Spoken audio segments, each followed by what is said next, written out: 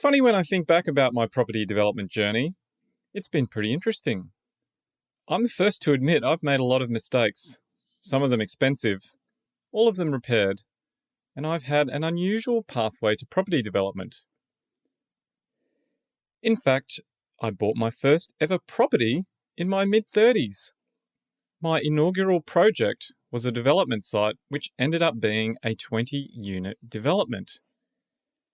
I had never actually invested in property before buying a development site. So how did I go from having zero property investments and no development experience to leading large multi-unit development projects?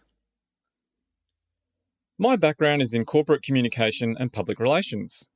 I went to university, did a business degree in business communication, and worked in corporate roles for close to 18 years. I spent the last 12 of those years working in a public sector role. It was a good job, and I enjoyed it, but I couldn't honestly say that I loved it.